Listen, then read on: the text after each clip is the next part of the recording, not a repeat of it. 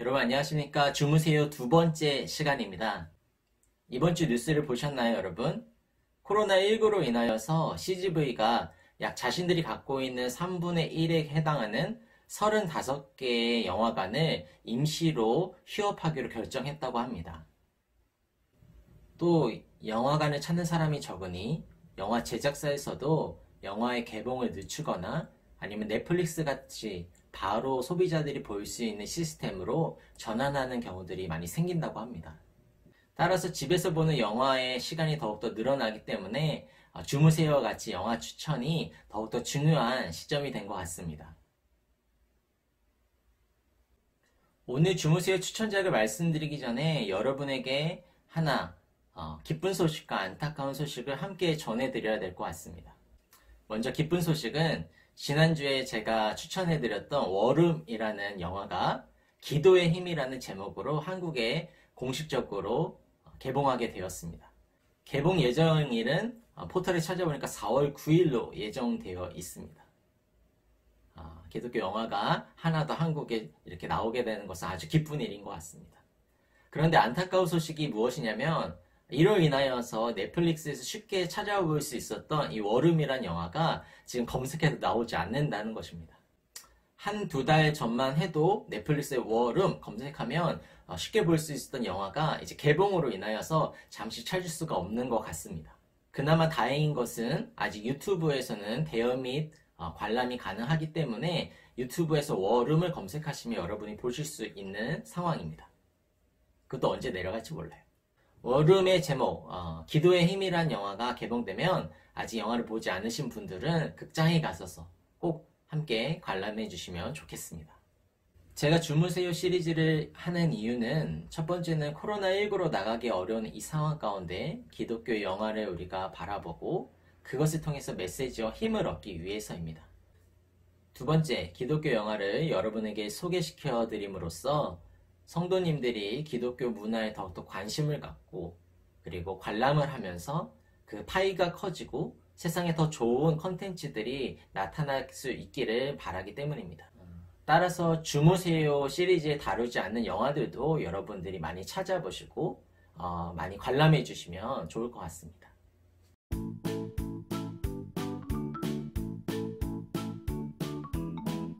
이번 주 영화 추천은 바로 오두막입니다. 먼저 책으로 나와서 책으로 접하신 분들도 있을 텐데 2017년에 한국에 영화로 개봉되었습니다.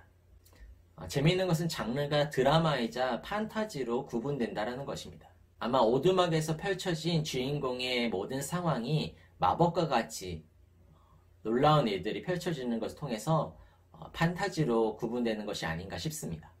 줄거리를 간략히 소개시켜 드리자면 여행 중에 자신의 막내딸을 잃은 주인공이 오두막에서 하나님과 성령님과 예수님을 만남을 통해서 자신의 아픔이 치유되고 하나님에 대한 오해가 다시 올바로 회복되는 그 내용을 담은 것이 바로 오두막입니다. 참고로 제목을 잘못 기억해서 원두막이라고 오해하시는 분들이 있는데요. 원두막은 오두막이랑 좀 이미지가 많이 다르죠. 마치 여름철에 수박 먹으면서 봐야 될 것 같은 느낌이 아닌가요? 개인적으로 이 영화의 내용과 상상력들이 아주 풍부하고 좋다고 생각하는데요. 하나 아쉬운 것은 바로 제목인 것 같습니다. 오두막이라는 제목이 그렇게 우리에게 임팩트 있게 다가오지 않기 때문이죠.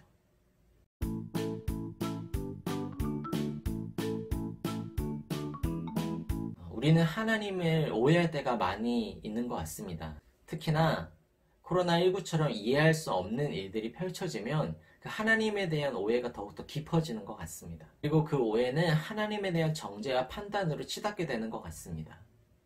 하나님이 어떻게 그러실 수 있지? 라고 말이죠. 그런데 우리의 연약함은 하나님에 대한 사랑의 기준이 자꾸 흔들린다라는 것이죠. 특히나 하나님이 나를 사랑하시는지에 대한 척도가 나의 인생이 잘 풀리며 하나님이 나를 사랑하는 것으로, 나의 인생이 나의 계획과 뜻에 맞지 않는다면 하나님이 나를 사랑하지 않는 것으로 나의 개인적인 기준으로 하나님의 사랑을 판단한다라는 것이에요. 그런 하나님에 대한 오해를 푸는 것이 바로 이 오두막이라는 영화입니다. 이 영화를 통하여서 변함없이 여전히 나를 사랑하시는 하나님의 사랑을 다시 깨닫는 귀한 시간이 되기를 소망합니다.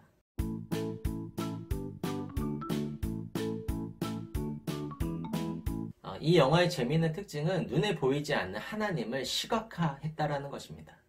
물론 영화니까 가능했겠죠. 더 재미있는 것은 하나님의 배역을 한 사람의 캐스팅으로 끝나는 것이 아니라 성부, 성자, 성령의 의미를 더 살리기 위해서 세 사람을 캐스팅했다라는 것입니다. 그리고 이 세 명의 캐릭터가 서로 연합하고 사랑하며 우리의 인생을 이끈다라는 내용이 잘 담겨져 있는 것이 바로 오두막입니다. 또한 처음에 흑인 여성으로 표현됐던 성부 하나님이 동양인 할아버지로 나타나는 모습을 보면서 다양한 모습의 성품을 담고자 노력한 흔적이 아주 재미있는 포인트라 할 수 있습니다. 또한 이 영화를 볼 때 중요 포인트는 하나님이 우리를 얼마나 사랑하시는지에 대한 그 질문을 품으며 봤으면 좋겠습니다. 하나님이 얼마나 우리를 사랑했는지를 발견할수록 우리는 하나님을 얼마나 크게 오해했는지를 다시 깨달을 수 있기 때문이죠. 일례로 성부 하나님에게도 성자 예수님과 동일한 손에 못자국이 있는 장면이 있었습니다. 그것을 통해서 하나님께서는 자녀들의 아픔을 외면하지 않으시고 동일한 마음으로 공감하시고 아파하신다라는 내용을 살펴보면서 하나님의 사랑을 다시 깨달을 수 있었습니다.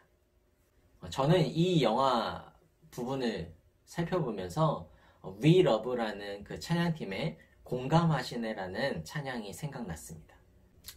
주무세요 영상을 다 마친 후에 여러분 유튜브에서 공감하시네라고 치면 We Love 찬양이 있는데 한번 들어보시기를 추천합니다. 갑자기 영화 추천에서 찬양 추천이 되었네요.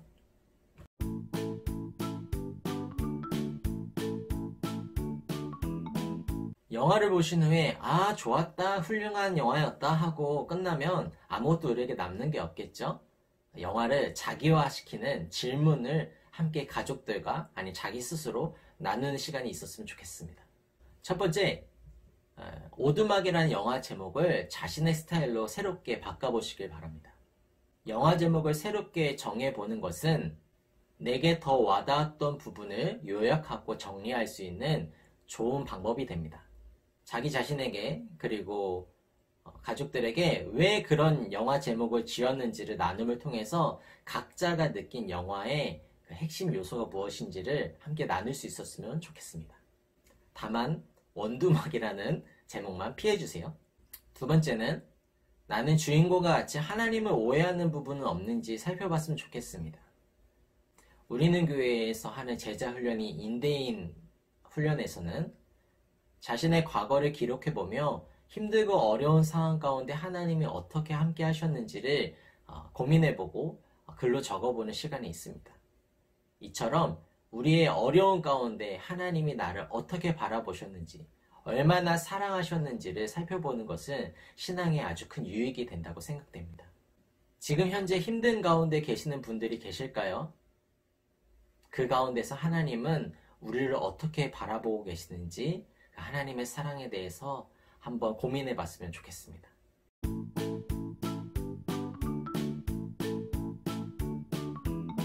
이 영화를 통해서 나의 생각으로 하나님을 규정하는 일이 없기를 소망합니다. 이번 주 담임 목사님의 설교를 기억하시나요? 내가 생각하는 하나님이 곧 내가 된다 라는 이야기가 있었죠. 우리의 기준으로 하나님을 규정하다 보면 어느새 나는 왜곡된 하나님을 섬길 수 있는 그런 위험한 상황에 처해 있을 수도 있습니다. 이번 주 오두막이라는 이 영화를 통해서 우리가 가지고 있는 하나님에 대한 오해를 풀고 하나님이 우리를 얼마나 사랑하시는지를 다시 깊이 깨닫는 귀한 시간이 되길 소망합니다. 그럼 이번 주에도 여러분 안녕히 주무세요.